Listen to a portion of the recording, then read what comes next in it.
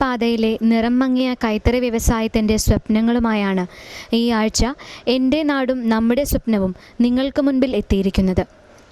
ആഹാരം, വസ്ത്രം, പാർപ്പിടം ഇവയ്ക്ക് വേണ്ടിയുള്ള മനുഷ്യൻ്റെ യാത്രയിൽ പരിഷ്കാരങ്ങൾ കൊണ്ടുവരാൻ എക്കാലവും അവൻ പരിശ്രമിച്ചു കൊണ്ടിരുന്നു. രീതികൾ പലതും ആവിഷ്കരിച്ചിട്ടും പുതുയുഗത്തിലും അവന് തൃപ്തി വന്നില്ല. എങ്കിലും സ്വപ്നങ്ങളിൽ പഴയതിനെ ചവിട്ടിയരയ്ക്കലും പുതിയതിനെ തേരിലേറ്റലും ചെയ്തപ്പോൾ തകർച്ചയിലായതിനെ അവൻ കണ്ടില്ലെന്ന് നടിക്കുകയായിരുന്നു. തൃശ്ശൂർ ജില്ലയിൽ സ്ഥിതി ചെയ്യുന്ന തിരുവല്ലോമല പഞ്ചായത്തിൽ കനിയാർക്കോട് എന്ന സ്ഥലത്ത് ഒരു കാലത്ത് സമ്പൽ സമൃദ്ധിയിൽ നിലനിന്നിരുന്ന കൈത്തറി മേഖല തകർന്നു തുടങ്ങിയിട്ട് കാലങ്ങളായി. ഇന്ന് ഇവിടെയുള്ളത് ചരിത്ര സ്മാരകങ്ങൾ പോലെ അവശേഷിച്ച ചില അടയാളങ്ങളും കൈത്തറി യന്ത്രങ്ങളും അതിനോട് മല്ലിട്ട് ജീവിക്കുന്ന മെലിഞ്ഞൊട്ടിയ മനുഷ്യനും മാത്രമാണ്.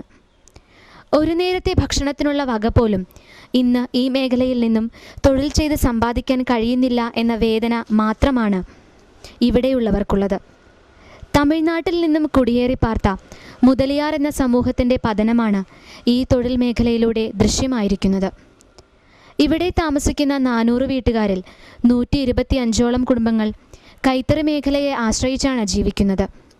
എന്നാൽ ഇപ്പോൾ കാലം മാറി കഥ മാറി എന്നതുപോലെ വളരെ കുറച്ചു പേർ മാത്രമാണ് ഈ തൊഴിൽ ചെയ്യുന്നത്. ഇതിനു പിന്നിലുള്ള കാരണം അന്വേഷിക്കാൻ ആരും തയ്യാറാകാതിരുന്നതും താങ്ങും തണലുമാകേണ്ട സൊസൈറ്റിയും കൈവിട്ടതുമാണ് ഇവരുടെ തകർച്ചയുടെ മുഖ്യ കാരണം.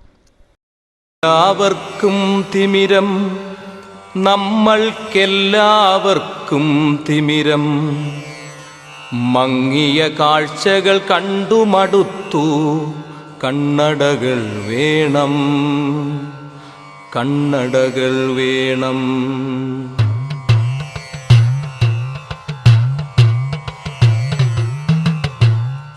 എല്ലാവർക്കും തിമിരം, നമ്മൾക്കെല്ലാവർക്കും തിമിരം.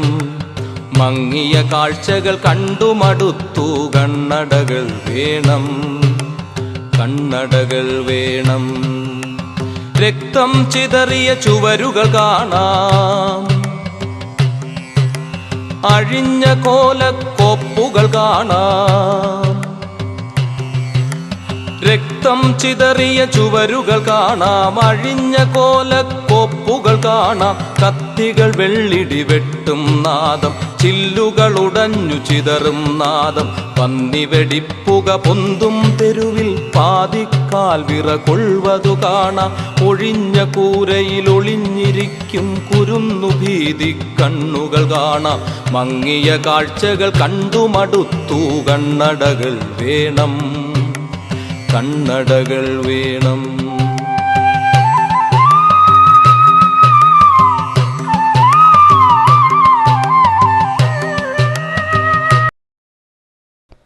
സ്വതന്ത്ര ഭാരതത്തിൽ സ്വാതന്ത്ര്യാനന്തരം അവശേഷിച്ച സ്മാരകങ്ങൾ മാത്രമാണ് ഇന്നത്തെ കൈത്തറി മേഖല. സ്വാതന്ത്ര്യ സമര കാലഘട്ടത്തിൽ സ്വദേശി പരിഷ്കരണം കൊണ്ടുവന്നപ്പോഴാണ് കൈത്തറി മേഖല പുനരുജ്ജീവിച്ചത്. എന്നാൽ യുദ്ധം വരുമ്പോഴും ക്രിക്കറ്റ് കളിക്കുമ്പോഴും മാത്രം ദേശസ്നേഹം ഉത്ഭവിക്കുന്ന ഈ കാലഘട്ടത്തിൽ ഗാന്ധിജിയുടെ സ്വപ്നസുന്ദരമായ ഭാരതമല്ല ഇന്ന് നാം കാണുന്ന ഭാരതം. കഷ്ടപ്പെടുന്നവൻ്റെയും നൂൽനൂറ്റ് സ്വന്തം രാജ്യസ്നേഹം ഊട്ടിയുറപ്പിച്ച ധീരദേശാഭിമാനികളും നെഞ്ചിലേറ്റിയ കൈത്തറി മേഖലയെ പുനരുജ്ജീവിപ്പിക്കാൻ മാറി മാറി വന്ന സ്വതന്ത്ര ഭാരതത്തിലെ സർക്കാരും അതുപോലെ ഭരണ നവീകരണത്തിനായി രൂപം നൽകിയ സംസ്ഥാന ഭരണകൂടങ്ങളും തയ്യാറായില്ല. മകന്റെ ഭാര്യ പണിക്ക് പോയിട്ട് വന്നിട്ടാണ് ഞങ്ങളുടെ ചെലവ് മേടിക്കണത്. മകന്റെ അല്ലാതെ തള്ളയ്ക്കും വയ്യ, എനിക്കും വയ്യ. ഞാനിപ്പോ 1 മാസം ആഴ്ച കിടന്നിട്ട് ഒക്കെ കൂടെ കടം മേടിച്ചാ വെച്ചിരിക്കുന്നത്. യാതൊരു ഭാഗമില്ലാതായിട്ട് ഞാൻ. എത്ര കൊല്ലങ്ങളായിട്ട് നെയ്ത്ത് ചെയ്യണം നിങ്ങൾ? ഞാൻ ചെയ്യാൻ തുടങ്ങിയൊരു 40 കൊല്ലം ഉണ്ടാവും. 64 കൊല്ലം കഴിഞ്ഞു നെയ്യാൻ തുടങ്ങിയിട്ട്. ഇതൊക്കെ ഒക്കെ അടുത്ത് അതിൽ തന്നെ വേണം 10,000 രൂപ. അതിന്റെ സാധനങ്ങൾ നേരക്കാനും ഇനി ആകാ കൂട്ടാക്കാൻ പോണു. ഒന്നിനും കഴിവില്ലാതെ ഇരിക്കണം ഇപ്പോൾ ആധാറേ. അപ്പൊ കിട്ടിയ കാശാവട്ടല്ലോ. അത്യാവശ്യം ഭാര്യ പോയിട്ട് വന്ന് അതിൽ ചെലവ് വയ്ക്കുന്നവരുണ്ട്, ഇവരെ കൊണ്ടാവുന്നവരും പോകുന്നുണ്ട് പണിക്ക്. അങ്ങനെയാണ് ഇപ്പൊ ഇറത്തോടി മുഴുവൻ അങ്ങനെ കഴിയുന്നത്. ഇതിന് മീത് ഞാനൊന്നും പറയില്ല. ഞങ്ങളുടെ ജീവൻ പാഴായിട്ടായിരിക്കും.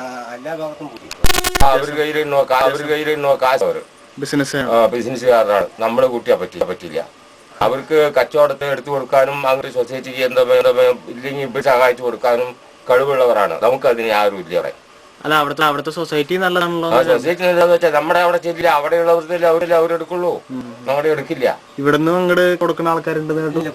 സൊസൈറ്റി കൊടുക്കുന്നുണ്ട്. സൊസൈറ്റി അല്ല, പ്രൈവറ്റ് ആയിട്ട് അതിനെ കൊണ്ടു കൊടുത്ത് അങ്ങനെ കിട്ടുള്ളൂ കൂലി. അപ്പൊ അതിലൊരു ഭാഗം കൂലി കിട്ടും. ഇതുകൊണ്ട് ചെലവഴിക്കാൻ എന്താ ചെയ്യാ? യാതൊരു ഭാഗവും ഇല്ല. തമിഴ്നാട്ടിൽ നിന്നും തിരുവല്ലുവാമലയിലേക്ക് കുടിയേറിയ മുതലിയാർ എന്ന സമൂഹം പ്രധാനമായും നിലനിന്നിരുന്ന മേഖലയാണ് കൈത്തറി മേഖല. എന്നാൽ ഈ മേഖലയിൽ ഇന്ന് പ്രശ്നങ്ങൾ ഒരുപാടുണ്ട്. ഇത് ഒരു തൊഴിൽ മേഖലയുടെ മാത്രം പ്രശ്നമല്ല, മറിച്ച് ഒരു സമൂഹത്തിൻ്റെ മുഴുവൻ നിലനിൽപ്പിൻ്റെ പ്രശ്നം കൂടിയാണ്. ഞാൻ 13 വയസ്സിൽ ഈ തൊഴിൽ തുടങ്ങിയതാണ്. ആ തൊഴിൽ നമുക്ക് നല്ലൊരു ഭാവി തരുന്നുള്ളതായിരുന്നു എൻ്റെ കണക്കുകൂട്ടുള്ളത്. എൻ്റെ മാത്രമല്ല, സർവ്വ ആൾക്കാരുടെയും. അത്രയും ആൾക്കാരുടെ ഭാവി ഇപ്പോൾ വലിയ അപകടത്തിൽ. എന്തെന്ന് വെച്ചാൽ 97-95 നല്ലൊരു ഇതായിരുന്നു. അതിന് ശേഷം ഇപ്പുറം ഈ തൊഴിൽ എന്തിനു ഞങ്ങൾ പഠിച്ചു എന്നുള്ളതാണ് ഇപ്പോഴത്തെ ചിന്താഗതി. ആരോട് എന്ത് പറയും? സൊസൈറ്റിയെ പോയി ഞങ്ങൾ അവിടെയുള്ള ജീവനക്കാരോട് ചോദിക്കും ഈ നെയ്ത്തിനെ കുറിച്ചുള്ള കാര്യങ്ങളൊക്കെ. അവർ കൂലി കിട്ടുമ്പോൾ തരാം, അത് വരയ്ക്കും നിങ്ങൾ എന്താ വെച്ചാൽ ചെയ്തോളൂ എന്നുള്ളതാണ് അവരുടെ വാക്കുകൾ. ഈ തൊഴിൽ മേഖലയിലെ കൂലി കുറഞ്ഞതും ഉൽപ്പാദിപ്പിക്കുന്ന വസ്തുക്കൾക്ക് ഡിമാൻഡ് കുറഞ്ഞതുമാണ് പ്രധാനമായും കൈത്തറി മേഖലയിൽ നിന്നും തൊഴിലാളികളെ അകറ്റാനുള്ള പ്രധാന കാരണം.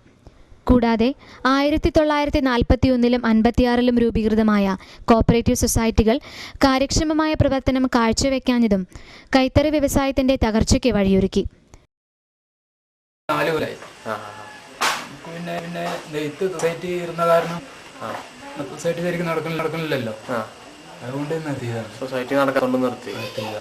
ബാക്കിയുള്ളവരൊക്കെ ചെയ്യണ്ടല്ലോ സൊസൈറ്റി നിർത്തിയിട്ടും. ഇപ്പൊ കുറെ വിട്ട് ഇതായപ്പോ ഈ ചേരുമ്പോ കൂടിട്ട് പണിയെടുക്കുന്നു. ഇപ്പൊ ചായക്കട അപ്പൊ നമ്മള് വേറെ പണിയില്ല, ചെക്കന്മാരൊക്കെ ട്രാഫിക്ക് പോകും. എവിടേക്ക്? വെട്ടാൻ ഡബറ്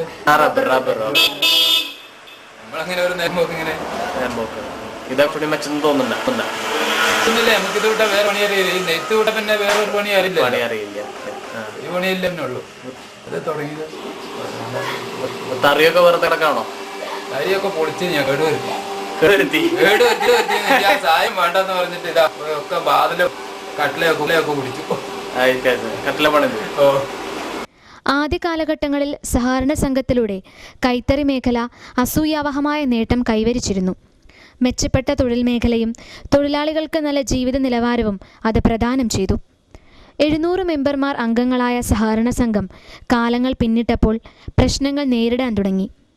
ഹാൻഡെക്സും കേരള സർക്കാരിൻ്റെ ഹാൻഡ്ലൂമും ഇവരിൽ നിന്നും തുണികൾ പർച്ചേസ് ചെയ്യുകയും എന്നാൽ കൃത്യമായി പണം നൽകാതിരുന്നതും തൊഴിലാളികളുടെ ശമ്പളവും ബോണസും മറ്റ് ആനുകൂല്യങ്ങളും നൽകുന്നതിന് തടസ്സമായി. ഈ നെയ്ത്തിന് വരാൻ കാരണം ഇനി കുറേ ഒരു 10-20 കൊല്ലം കഴിഞ്ഞാൽ കൈത്തറി എന്ന് പറഞ്ഞത് ഇവിടെ കുത്താമ്പുള്ളിന്ന് അപ്രത്യക്ഷമാവും. ഇപ്പോൾ വരുന്ന ജനറേഷൻ കൈത്തറി എന്തെന്ന് പറഞ്ഞാൽ തന്നെ അറിയാണ്ടാവും. അപ്പോൾ അതുകൊണ്ട് പുതിയ സംവിധാനങ്ങൾ എന്തെങ്കിലും ഏർപ്പെടുത്തിയാൽ നന്നായിരുന്നു. ഇവരുടെ കൈത്തറിയിൽ കഷ്ടപ്പെട്ട് ഉൽപ്പാദിപ്പിച്ച തുണിക്ക് പ്രത്യുപകാരമായി നൽകേണ്ട വേതനം നൽകാൻ സാധിക്കാതെ വന്നപ്പോൾ പലരും സ്വാഭാവികമായും ഇവിടെ നിന്നും പടിയിറങ്ങി. 1996-ൽ ഹാൻഡെക്സ് ഇവിടെ നിന്നും വാങ്ങിയ ചരക്കിന് 85.5 ലക്ഷം രൂപ നൽകുവാനുണ്ട്. തുടർന്ന് വളരെ തുച്ഛമായ തുകയ്ക്ക് കേരള സർക്കാർ പലപ്പോഴായി ചരക്ക് വാങ്ങി. ആ ഇനത്തിൽ ഇവർക്ക് ലഭിക്കുവാനുള്ളത് 80 ലക്ഷം രൂപയാണ്. ഇത്തരത്തിൽ ഇരുകൂട്ടർക്കും നൽകിയ തുണി ഉൽപ്പാദിപ്പിക്കാൻ ജില്ലാ സഹകരണ ബാങ്കിൽ നിന്നും കടമെടുത്ത വകയിൽ 88 ലക്ഷം രൂപ സൊസൈറ്റിക്ക് ബാധ്യതയും വന്നു.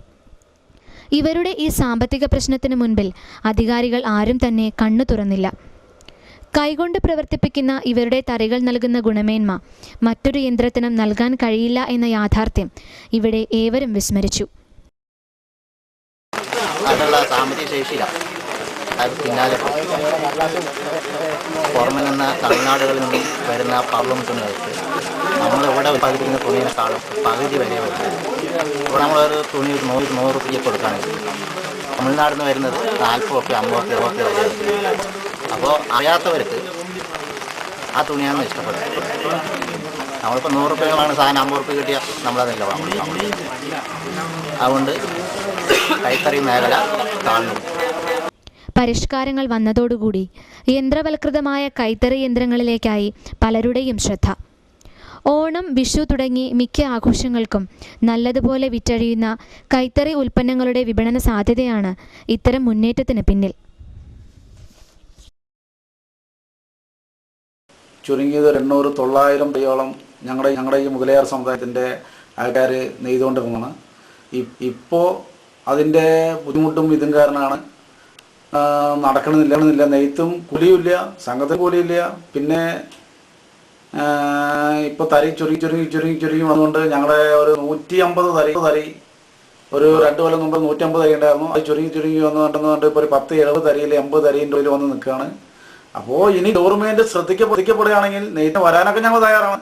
ഗവൺമെൻറ് ശ്രദ്ധിച്ചിട്ട് ഇതിന് വേണ്ട കാര്യങ്ങളൊക്കെ അതിന് വേണ്ട ഓഫീസർമാർ പഠിച്ച് നേരിട്ട് നെയ്ത്തുകാരുടെ കയ്യിൽ പോയി കിടന്ന മാറി എന്തെങ്കിലും ചെയ്യുകയാണെങ്കിൽ ഈ നെയ്ത്തിന് ഇനിയും സാധ്യതയുണ്ട്. ഞങ്ങളൊക്കെ വരാനും തയ്യാറാണ്. എന്നാൽ ഈ സാധ്യതകൾ ആവിഷ്കരിക്കാൻ സാധിക്കാത്തതും ഈ മേഖലയിലെ തകർച്ചയ്ക്ക് ശക്തി കൂട്ടി. കൈത്തറി ഉൽപ്പന്നങ്ങളെക്കാൾ കൂടുതൽ ഉൽപ്പാദനശേഷിയുള്ള ഹാൻഡ്ലൂം വിഭാഗത്തിലേക്ക് ശ്രദ്ധ തിരിഞ്ഞതോടെ ഈ മേഖലയിലെ തൊഴിലാളികൾക്ക് കടുത്ത വെല്ലുവിളികൾ നേരിടേണ്ടി വന്നു. പുതിയ പരിഷ്കാരവും ചെയ്ത ജോലിക്ക് ലഭിക്കേണ്ട കൂലിയും കിട്ടാതെ വന്നപ്പോൾ പലരും പല തൊഴിൽ മേഖലയിലേക്കും ചേക്കേറി. കൂലി കിട്ടാത്തതിൻ്റെ ഒരു പ്രശ്നം, കൂലി കിട്ടാത്തതിൻ്റെ ഒന്ന്. പിന്നെ 1979 കിട്ടിയ അതേ കൂലിയാണ് ഇപ്പോഴും കൊടുക്കണത്. ആ കൂലിൻ്റെയും എല്ലാറ്റിനും വില കൂടിയിട്ട് നമുക്ക് പുറമെ കൊണ്ടുപോയാൽ എല്ലാറ്റിനും വില കൂടുതൽ. ഈ കൂലി മാത്രം കിട്ടി കഴിഞ്ഞാൽ ആൾക്കാർക്ക് മറ്റേ പാവിൻ്റെ കാശും പാവ വറക്കണതിൻ്റെ കാശും പാവ വേച്ച് കൂട്ടിൻ്റെ എല്ലാറ്റിനും കാശ് കൂടുതൽ കൊണ്ട് കൂലി കിട്ടണില്ല. നമുക്ക് അത് കാരണം നമ്മൾ പണി നിർത്തി തൊപ്പി പണിക്ക് പോയിക്കൊണ്ടിരിക്കുകയാണ്. പണി നിർത്തിയിട്ട് ഞാൻ പണി നിർത്തി 5 കൊല്ലായി. 2 കൂടെ പണിയെടുക്കണം. വീട്ടിലെ മക്കളുണ്ടെങ്കിൽ അവരും പഠിക്കണം. എന്നാലും പൈസ കിട്ടുക. പിന്നെ ഞങ്ങൾക്ക് സൊസൈറ്റിയിൽ കൊടുക്കുന്നതൊന്നും കിട്ടിയില്ല. ഞങ്ങൾ എന്താ ചെയ്യാനേ പോവുക, ആരെടുത്ത് പോയി ചോദിക്കും. അതുകൊണ്ടാണ് ഞങ്ങളിങ്ങനെ കിട്ടി പഠിക്കുക. അല്ലെങ്കിൽ എല്ലാ വീട്ടിലൂടെ എല്ലാ നെയ്ത്തുകാരാണ് ഇത്രയും വീടുകൾ. ചായക്കട നടത്തുവാനും റബ്ബർ വെട്ടുവാനും സ്വർണ്ണപ്പണിക്കും അതുപോലെ വാർക്കപ്പണിക്കുമെല്ലാം പോകാൻ ഇവിടെയുള്ളവരെ പ്രേരിപ്പിച്ചത് ഇത്തരം പ്രശ്നങ്ങൾ തന്നെയാണ്. പാരമ്പര്യ തൊഴിൽ പോലെ ഒരു കാലത്ത് ആശ്വാസം പകർന്നു നൽകിയിരുന്ന ഈ തൊഴിൽ മേഖലയെ ആരും ഇഷ്ടപ്പെടുന്നില്ല. മാത്രമല്ല തറികൾ തുരുമ്പെടുക്കുകയും ചിതലരിക്കുകയുമാണ്. കൂടാതെ ഇതിൽ മൃഗങ്ങളെ കെട്ടിയിടുവാനും ഇവിടെയുള്ളവർ ഉപയോഗിക്കുന്നുണ്ട്. കൈത്തറി മേഖലയിലെ ഈ തകർച്ച മുതലിയാർ എന്ന ഇവിടുത്തെ സമൂഹത്തെ ഛിന്ന ഭിന്നമാക്കി. മാത്രമല്ല പലരും പല തൊഴിൽ മേഖലയിലേക്കും, ചിലർ തങ്ങളുടെ നാരായ വേരു തേടി തമിഴ്നാട്ടിലേക്കും ചേക്കേറി. കൈത്തറി പെൻഷൻ ഉണ്ടെന്ന് പറഞ്ഞിട്ട് സൊസൈറ്റിയിൽ പെൻഷനൊക്കെ എഴുതി കൊടുത്തു. ഇപ്പം 2-3 കൊല്ലം കിട്ടി. സൊസൈറ്റിയിൽ നെയ്ത്ത് നിന്നപ്പോൾ ഇപ്പം നമുക്ക് പെൻഷനും ഇല്ല ഒന്നുമില്ല. ഒരു കൊല്ലം കഴിയുമ്പോൾ ഒരു 3 മാസം വന്നിട്ടുണ്ട്. ഇത് ഈ പണി എടുത്തിട്ടാ ഈ പാവേജ് വീട്ടിൽ ഇടുപ്പില്ല മുതുകില്ലാതെ പണി എടുത്തിട്ടാണ് നമ്മൾ ജീവിതം കഴിയുന്നു. അങ്ങനല്ല ഞങ്ങളിങ്ങനെ പാവിച്ച് കൂട്ടിയിട്ടാ ഞങ്ങൾ ഇടുപ്പ് വരാതെ കൈകാല് വരാതെയാ ഞങ്ങൾ പാവിച്ച് കൂട്ടിയിട്ടാ ഞങ്ങൾ കഴിയുന്നു. ജീവിതത്തിൽ കുടുംബത്തിൻ്റെ ഭാരം മുഴുവൻ നെഞ്ചിലേറ്റി നടക്കുമ്പോൾ വേതനമില്ലാതെ പണിയെടുക്കുവാനും നഷ്ടം സഹിക്കുവാനും ആർക്കും സാധിക്കുകയില്ല. മുൻപ് ഈ മേഖലയിൽ പണിയെടുത്തവർ പ്രായാധിക്യം കൊണ്ട് വൃദ്ധരായി. അവർക്ക് ഈ തൊഴിൽ ചെയ്യാൻ സാധ്യമല്ല. കാലങ്ങളായി ചെയ്യുന്ന ഈ തൊഴിൽ നിലനിർത്താൻ മക്കളെ നിർബന്ധിക്കുവാനും സാധ്യമല്ല. കാരണം അരപ്പട്ടണിക്കാരനെ മുഴുപട്ടണിയിലേക്കാവും ഒരുപക്ഷെ ഈ തൊഴിൽ ചെയ്യാൻ നിർബന്ധിച്ചാൽ ലഭ്യമാകുക. എത്ര പണിയെടുത്താലും മറ്റു തൊഴിൽ ചെയ്താൽ ലഭിക്കുന്ന കൂലിയുടെ 4/1 മാത്രമാണ് ലഭിക്കുക എന്നും തൊഴിലാളികൾ പറയുന്നു. ഞങ്ങളുടെ കൈത്തറി മുണ്ടിനെ ഇത് പോയി, ചെലവ് പോയി. അത് കഴിഞ്ഞിട്ട് സംഘത്തിന് കുറച്ച് പൈസ റിബേറ്റ് പൈസ, ആ പൈസ സംഘത്തിന് കിട്ടിയില്ല. അപ്പോൾ സംഘത്തിൽ കൊടുക്കേണ്ട പലിശ ഉണ്ടായി വേങ്ങുന്നത്. ആ പലിശയൊക്കെ സംഘത്തിൽ നിന്ന് കൊടുക്കുമ്പോൾ ലാസ്റ്റ് നോക്കുമ്പോൾ കൂലി ഇല്ലാതായി. അപ്പോൾ അതുകൊണ്ട് സംഘം മുടങ്ങിയതാണ്. പിന്നെ അതുകൊണ്ട് അത് നെയ്ത് കൊടുക്കാൻ മുതലില്ലേ. നെയ്ത് കൊടുത്തപ്പോൾ അതിനൊന്നും ഇതിൻ്റെ ആയി. പിന്നെ ഒരു തൊഴിലാളി 7 മണിക്കൂർ അധ്വാനിച്ചാൽ മാത്രമേ 4 മീറ്റർ വീതിയുള്ള ഒരു കസവുമുണ്ട് നെയ്തെടുക്കുവാൻ കഴിയൂ. ഇതിൽ 1 ഇഞ്ച് നീളത്തിലുള്ള കസവ് കരയും കൂടി നൽകിയാൽ ഇതിന് ഇവർക്ക് ലഭിക്കുന്ന കൂലി 75 മുതൽ 90 രൂപ വരെയാണ്. എന്നാൽ ഇത് കടകളിൽ വിറ്റഴിയുന്നത് 300 മുതൽ 600 രൂപ വരെയുള്ള വിലനിരക്കിലാണ്. ഇവരുടെ അധ്വാനവും ഉൽപ്പാദിപ്പിക്കുന്ന തുണിയുടെ എണ്ണവും താരതമ്യം ചെയ്യുമ്പോൾ പവർ ലൂമുകളിൽ 8 മണിക്കൂർ കൊണ്ട് 8 മുണ്ടുകൾ നെയ്തെടുക്കുവാൻ സാധിക്കും. ഈ കൈത്തറി വ്യവസായത്തിലേക്ക് കടന്നു വന്നിട്ട് ഇത് സാധാരണ ലാഭമില്ല, മുതലാവുന്നില്ല എന്നൊക്കെ പറയുന്നെങ്കിൽ പോലും എൻ്റെ കാഴ്ചപ്പാടിൽ ഇതിന് സാമാന്യ നില കൂലി കൊടുക്കാൻ തയ്യാറാണ്. യുവതലമുറ ഇതിൽ ഇറങ്ങി വന്ന് ഇത് വർക്ക് ചെയ്താൽ വളരെ മെച്ചമുണ്ട്. ഞങ്ങൾ തന്നെ പ്രൊഡക്ഷൻ എടുത്ത് വിൽക്കാൻ തയ്യാറാണ്. നമുക്ക് ഓർഡറുണ്ട്. കൈത്തറി ഈ രീതിയിൽ മുമ്പോട്ട് പോയാൽ നമുക്ക് കൈത്തറി എന്നുള്ളത് കാണാൻ പോലും കിട്ടാത്ത അവസ്ഥയാവും. അപ്പോൾ അതുകൊണ്ട് സർക്കാരിൻ്റെ ഭാഗത്ത് നിന്ന് എന്തെങ്കിലുമൊക്കെ സഹായങ്ങൾ ചെയ്താൽ ഈ വ്യവസായം ഞങ്ങൾക്കും വ്യവസായമായിട്ട് കൊണ്ടുപോകാൻ സാധിക്കും. ഒത്തിരി പേർക്ക് തൊഴിൽ കൊടുക്കാനും പറ്റും. നല്ലൊരു വരുമാനത്തിൽ എത്തിച്ചേരാൻ സാധിക്കും എന്നുള്ളതാണ് അഭിപ്രായം. ഇപ്പോൾ ഈ ഓണക്കാലമായാൽ നല്ല ഡിമാൻഡാണ്, തുണിയെ കിട്ടാനില്ല. അതുപോലെ പവർ ലൂമിൻ്റെ കടന്നുകയറ്റമാണ് തകർച്ചയുടെ പ്രധാന കാരണം. മാത്രമല്ല ഇത് എത്ര മണിക്കൂർ വേണമെങ്കിലും പ്രവർത്തിപ്പിക്കാമെന്നതും ശ്രദ്ധേയമാണ്. മനുഷ്യന് വേണ്ടിവരുന്ന അധ്വാനവും നന്നേ കുറവ്. എന്നാൽ ഇവിടെയുള്ളവർക്ക് പവർലൂം തറികൾ വാങ്ങുവാനുള്ള സാമ്പത്തിക ചുറ്റുപാടോ സഹായിക്കുവാനായി തയ്യാറാകുന്ന സാമൂഹ്യ ചുറ്റുപാടുകളോ ഇല്ല. ഒരു വലിയ വ്യവസായിക്ക് മാത്രമേ ഇത്തരം തറികൾ വാങ്ങുവാൻ കഴിയൂ എന്ന് ഇവർ പറയുന്നു. കാരണം ഒരു പവർലൂമിൻ്റെ യന്ത്രത്തിന് 50,000 രൂപയെങ്കിലും വില വരും. പവർലൂമിൽ തൊഴിലാളികളുടെ ജോലിഭാരവും എണ്ണവും കുറവ് മതി എന്നത് വൻ കമ്പനികളെ ഈ മേഖലയിലേക്ക് കൊണ്ടുവന്നു. കൈത്തറി മേഖലയ്ക്ക് മാത്രമായി ഒരു പ്രത്യേക ഭരണ സംവിധാനവും മന്ത്രിയും വേണമെന്ന് ഇവർ പറയുമ്പോൾ അത് യഥാർത്ഥത്തിൽ ശരിയാണെന്ന വസ്തുത തള്ളിക്കളയാനാകില്ല. തിണ്ണയിൽ 50 കാശിൻ പെൻഷൻ തെണ്ടി 1000 ആളെ കാണാം. തിണ്ണയിൽ 50 കാശിൻ പെൻഷൻ തെണ്ടി 1000 ആളെ കാണാം. കൊടിപാറും ചെറുകാറിലൊരാൾ പരിവാരങ്ങളുമായി പായ്വതു കാണാം. മങ്ങിയ കാഴ്ചകൾ കണ്ടു മടുത്തു, കണ്ണടകൾ വേണം, കണ്ണടകൾ വേണം. ഖദർദാരിയായ രാഷ്ട്രീയക്കാരനും സാമൂഹിക സമത്വവും ഭരണ നവീകരണവും കൊണ്ടു നടക്കുന്ന ഉദ്യോഗസ്ഥരും കൈത്തറി മേഖലയെപ്പോലെ അനേകായിരം തൊഴിൽ മേഖലയെ ശ്രദ്ധിക്കാത്തതാണ് പല തൊഴിൽ മേഖലയും തകർന്നതിന്റെ മുഖ്യ കാരണം. പഞ്ചായത്തിലേ പറയാൻ പറ്റുള്ളൂ. അവരോടൊക്കെ പറഞ്ഞു. പഞ്ചായത്തിന് മുമ്പേ മെമ്പറോട് പറഞ്ഞു, അതിന് മുമ്പേ മെമ്പറോടും പറഞ്ഞു. പല 10-35 കൊല്ലായി പിറ കെട്ടിയിട്ടവര് മനുഷ്യർ ഇങ്ങനെ നിർത്തിയിട്ടാ കെട്ടിയിരിക്കണം. കല്ല് വെച്ചിട്ടല്ല കെട്ടിയിരിക്കണം. മണ്ണിൽ കട്ട ഇങ്ങനെ നിർത്തിയിട്ടാ കെട്ടിയിരിക്കണം. പരത്തിൽ കൂടിയല്ല. അത് എത്ര കൊല്ലത്തിൽ നിൽക്കും? 10-35 കൊല്ലം കഴിഞ്ഞത്. പിന്നെ അതിന് മീതെ യാതൊന്നുമില്ല. ഭാവം രാഷ്ട്ര സേവനത്തിന് ഇറങ്ങുമ്പോൾ ധരിക്കുന്ന കൈത്തറി വസ്ത്രങ്ങളുടെ ലഭ്യതയും ആ വസ്ത്രം ഉൽപ്പാദിപ്പിക്കുന്ന മേഖലയിലെ തകർച്ചയും ആരും ശ്രദ്ധിച്ചില്ല. ഈ മേഖലയെ പുനരുജ്ജീവിപ്പിക്കേണ്ടത് ഇനി നാടിൻ്റെ ആവശ്യമാണ്. ഈ നാടിന് വേണ്ടി ജീവത്യാഗം ചെയ്ത ധീരദേശാഭിമാനികളുടെ വിയർപ്പാണ് ഈ തൊഴിൽ മേഖല നശിച്ച് ഇല്ലാതാകുമ്പോൾ നാമാവശേഷമാകുന്നത്. മറ്റുള്ള ജോലിക്ക് പോകാമെന്ന് വെച്ചാൽ ഞങ്ങൾക്ക് അതിനെക്കുറിച്ച് പല ജോലിയുടെ പണിയും ഞങ്ങൾക്ക് അറിയില്ല. നെയ്ത്തിൻ്റെ ഇതായിട്ടുള്ള ഒരു പണിയെ ഞങ്ങൾക്ക് അറിയുള്ളൂ. വേറെ ഒരു പണിയും ഈ തൊഴിൽ പഠിച്ചവന് അറിയില്ല. മാത്രമല്ല ഈ തൊഴിൽ മേഖലയിലൂടെ ഒരു സമൂഹം കൂടി ഇല്ലാതാകുമ്പോൾ ഇതിന് ഉത്തരവാദികൾ മാറി മാറി വന്ന സർക്കാരും സഹായിക്കേണ്ടിയിരുന്ന ധനകാര്യ സംവിധാനങ്ങളും അതോടൊപ്പം ലക്ഷങ്ങൾ നൽകാനുള്ള ഹാൻഡെക്സും സർക്കാരിൻ്റെ ഹാൻഡ്ലൂമുമാണ്. മെലിഞ്ഞൊട്ടിയ ശരീരവും ഉള്ളിലേക്ക് കുഴിഞ്ഞുപോയ കണ്ണുകളുമായി വേച്ചു പോകുന്ന മനുഷ്യക്കോലങ്ങളാണ് ഇന്ന് തിരുവില്ലാമലയിലെ മനുഷ്യജീവനുകളിൽ പലതും.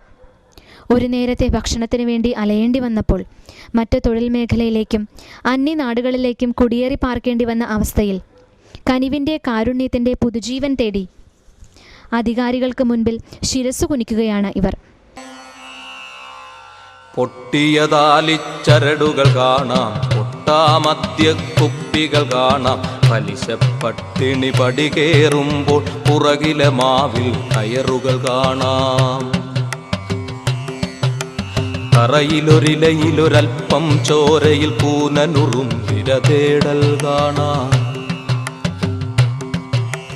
തറയിലൊരിലയിലൊരൽപ്പം ചോരയിൽ പൂനനുറുമ്പിര തേടൽ കാണാം. മങ്ങിയ കാഴ്ചകൾ കണ്ടു മടുത്തു, കണ്ണടകൾ വേണം, കണ്ണടകൾ വേണം.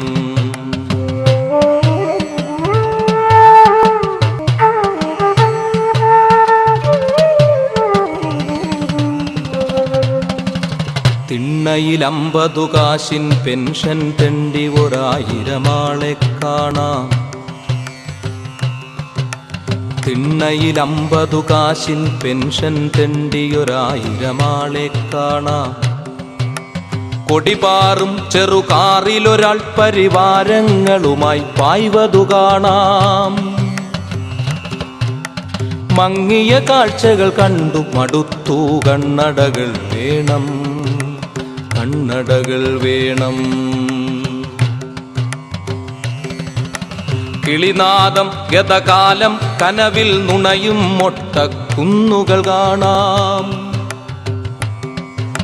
കൊത്തിയുടയ്ക്കുക തിമിരക്കാഴ്ചകൾ സ്ഫടിക സരിതം പോലെ സുഹൃതം. കാടുകരിച്ചു മറിഞ്ഞൊഴുകുന്നൊരു മാവേലിത്തറ കാണും വരെ നാം കൊത്തി ഉടയ്ക്കുക കാഴ്ചകൾ.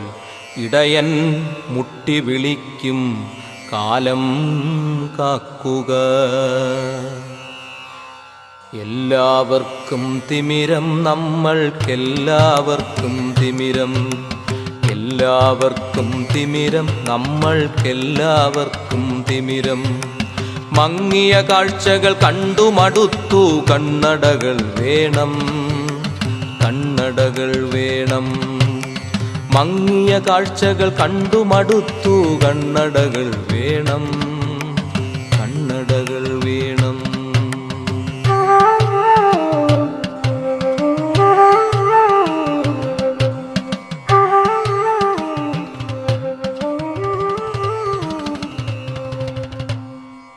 ഇവരുടെ ഭിക്ഷാപാത്രത്തിലേക്ക് ദയയുടെ ഒരു കണികയെങ്കിലും അധികാരികൾ നൽകുമെന്ന പ്രതീക്ഷയോടെ നാടിൻ്റെ സ്വപ്നങ്ങളിൽ ഈ പരിപാടി നിങ്ങൾക്ക് സമർപ്പിക്കുന്നു.